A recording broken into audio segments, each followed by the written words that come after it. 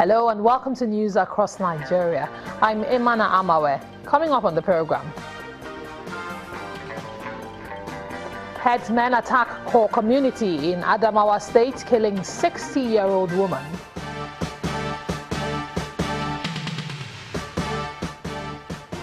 Polytechnic lecturers begin nationwide strike.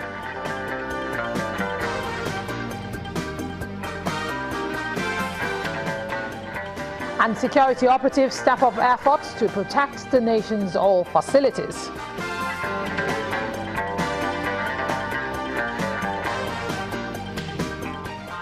Welcome to the program that brings you news from the length and breadth of Nigeria. Gunmen suspected to be herdsmen have attacked core community in Girey local government area of Adamawa state, killing one person. Our correspondent reports that the attackers invaded the village at about 11:30 p.m. yesterday, shooting sporadically into the air and sending the people fleeing in different directions.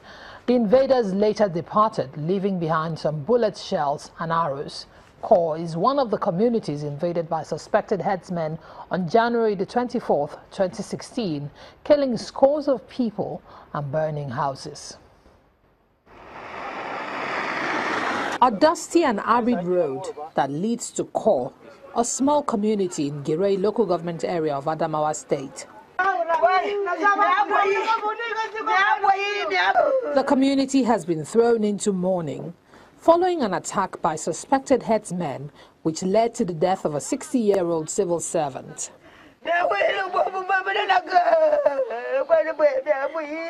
The residents are in shock, and women inside the compound grieve for the dead. The situation is overwhelming. People from Ko, some young men, went to the market. So on their way back towards evening time, some flying herdsmen came and blocked the road. There were some herdsmen also lied down with guns, sophisticated weapons. They began to shoot the bullets against them, and those people ran away. We are calling government to provide the mobile police or army soldier police to come and help us.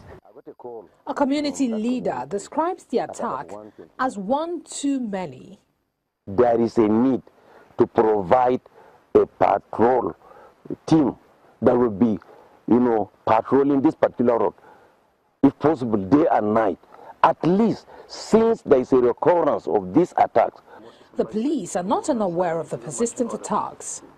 They've been victims too. The Commissioner of Police, CP Moses Mbaki Togo, has given marching orders to the area commanders and the DPOs whose jurisdiction this core village is, to make sure that such ugly incidents never occur again. While the state government is working with communities to ensure peaceful coexistence, it becomes important that more security efforts are put in place to secure lives and property and prevent further attacks. More on this attack from the Adamawa State Commissioner for Information, Ahmed Sajo. As a government, we are really concerned and we commiserate with the family of the person that was killed. We are really, it's a regrettable act, but we are also aware that there are a number of armed bandits that are terrorizing certain communities,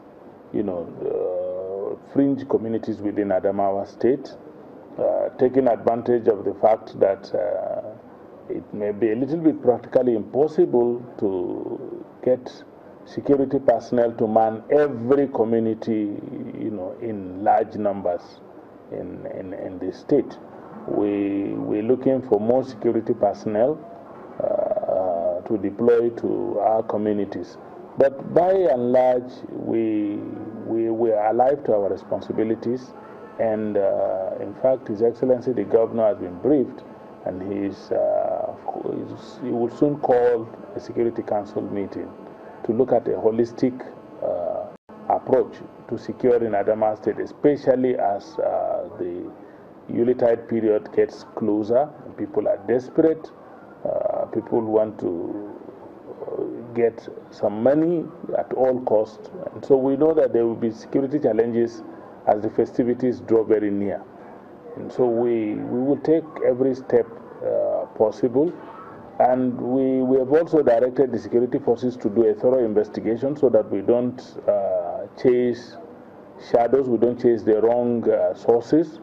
We want to be sure if there are herdsmen, we will be sure that they are herdsmen, but herdsmen hardly attack without either their herds or without,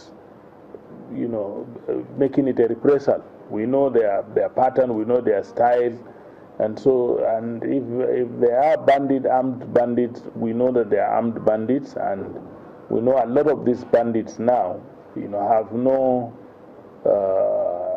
tribal inclination. All sorts of people now go into banditry, and so we will investigate thoroughly and make sure that we secure our state. In the meantime, military authorities have launched an investigation into a fatal shooting involving an army captain and a non-commissioned officer deployed in Chibok, Borno State. Reports say the army unit had received a distress call at about 12:50 p.m. on Sunday that a staff sergeant under the influence of alcohol was assaulting civilians at a nearby location. According to a statement from the Director, Army Public Relations, Brigadier General Sani Usman, the captain was dispatched along with others to pacify the rampaging staff sergeant and bring him back to base. The captain and his team succeeded in rescuing the civilians, but when they tried to disarm their raging colleague, the non-commissioned officer opened fire, killing his superior. He then turned his weapon and shot himself dead. The statement says the bodies of the two soldiers have been evacuated to a military facility, while the headquarters of the 26th Brigade Nigerian Army has instituted a board of inquiry to unravel the circumstances surrounding the shooting incident. To politics now, the latest resolve by the leadership of the People's Democratic Party is to hold a peaceful convention in December that will be worthy of emulation.